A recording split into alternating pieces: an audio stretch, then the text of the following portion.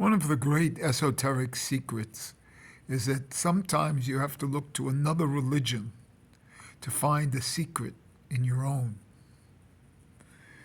When I used to study Arabic and Islam, there was a beautiful thing there called an aleph sukun, and the verb and the vowel called the sukun.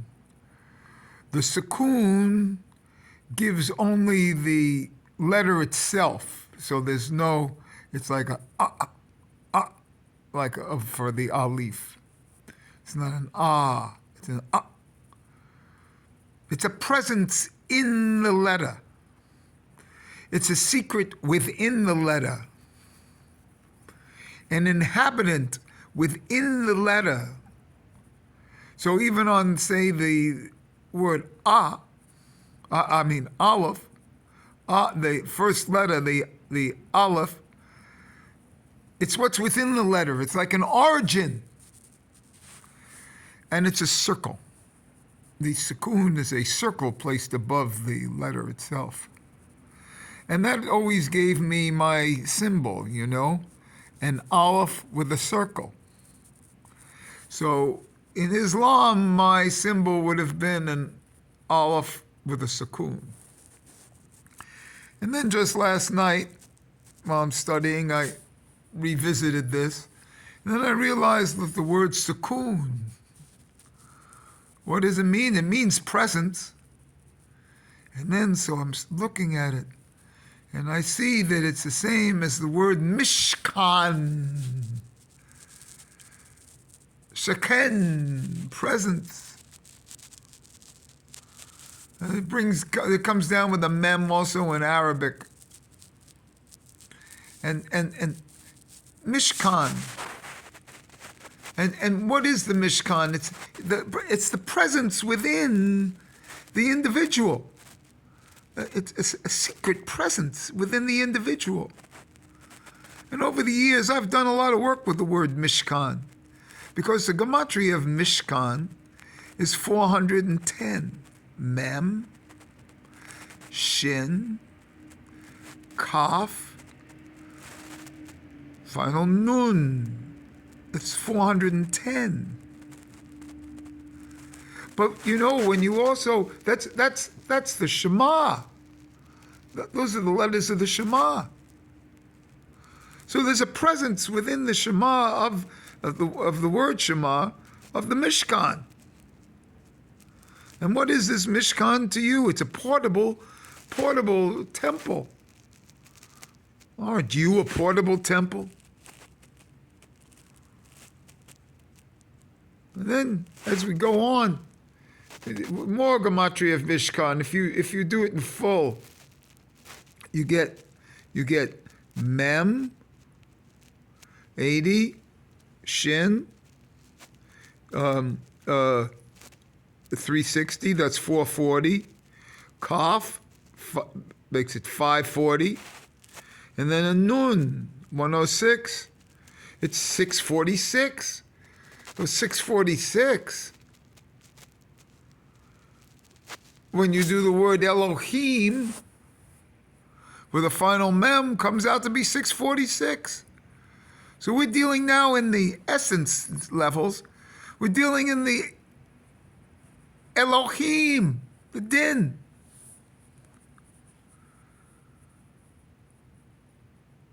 Nobody puts the Elohim ahead of the Yud Kei Vav Kei. Or should they, or do they? And then when you look at it again, if you just do the word Mishkan with a final nun, bringing it down, remember our final nun? And we're bringing this down. Mem is 40, shin is 300, that's 340. Kaf is 20, so that's 360. And final nun, 700. So it's 1,060. Well, 1,060 is an aleph for the 1,000, and the Samek for the 60, and that's the Ein Sof, and that's my symbol. But then just now, I came up with something here. That's why I'm doing a dark video.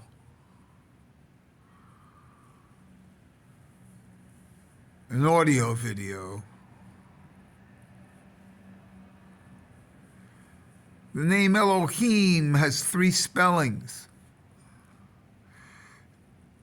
300 spelling, a 295, and a 291. And the 3 of them, of course, go into and make 886.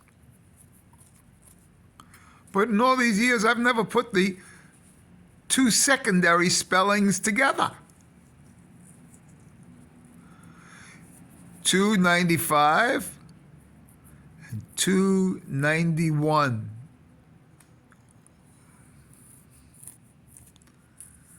That's with the hay, and that's with the aleph.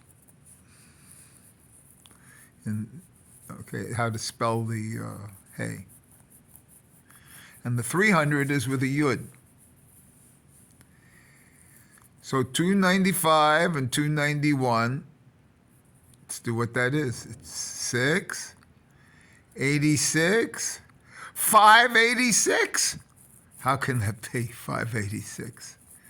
That the 2 names of the 3 names of Elohim come out to be Yesod, come out to be Yerushalayim, come out to be Shofar.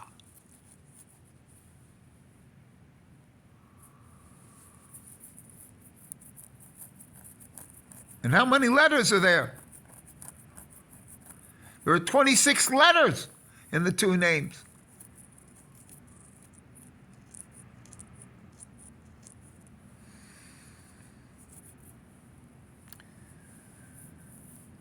How could it be that I've missed it? That the name Elohim goes into shofar, and goes into Yesod in full. Many other Bakol, Kelev.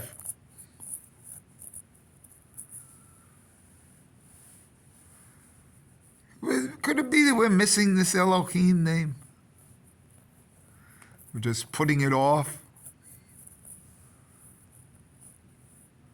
Remember that 86 can also be made into 26 and a 60, a Samak. It can also be that the Bereshis bara Elohim, the beginning created Elohim.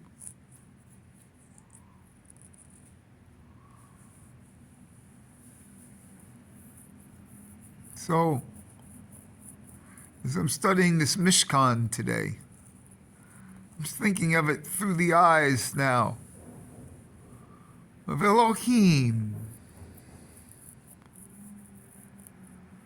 A little bit.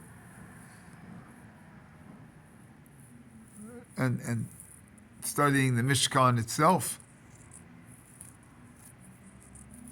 as what should be thought of in the Shema.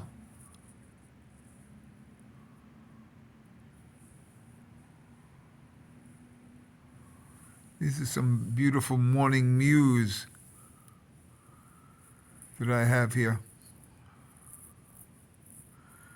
It's based on the 2 names of Elohim of 295 and 291.